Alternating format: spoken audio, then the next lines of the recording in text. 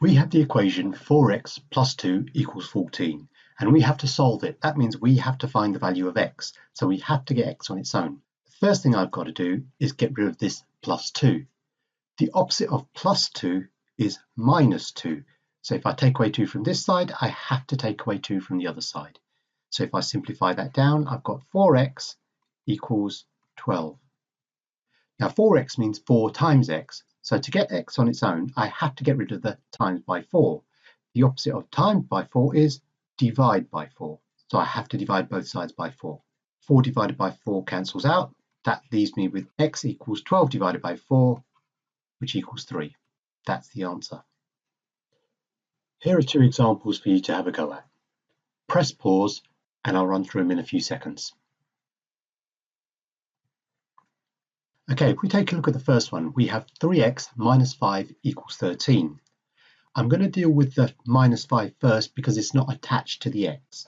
So to get rid of minus 5, the opposite of minus 5 is plus 5. So I have to add 5 to both sides of the equation. I have to balance it out.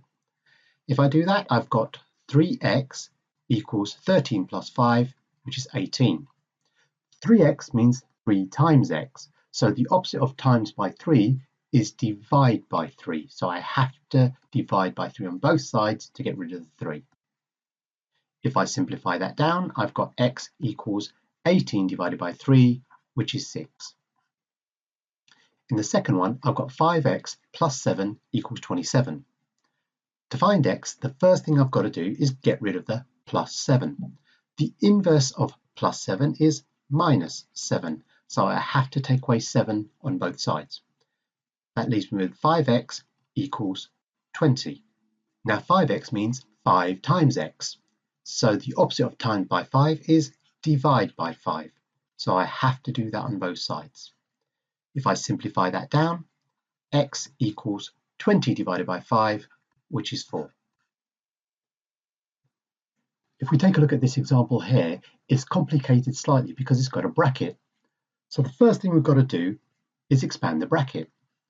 So 3 times x is 3x, 3 times minus 5 is minus 15, and that equals 45. Now again, to solve it, I have to get rid of the minus 15 first. The opposite of minus 15 is plus 15.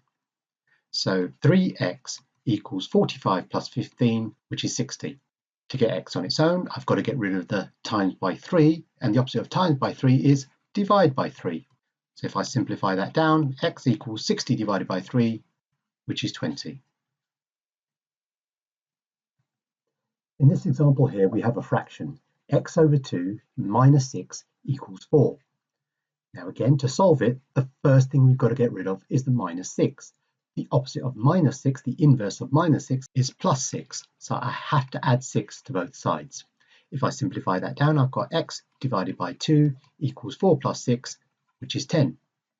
Then I've got x divided by 2. So to get rid of the divide by 2, I have to do the inverse, which is times by 2. So I have to multiply both sides by 2. The 2 divided by 2 cancels out.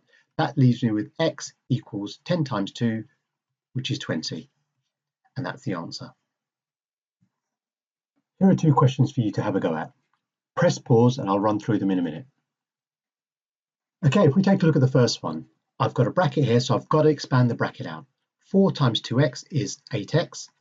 4 times 1 is plus 4, and that equals 28.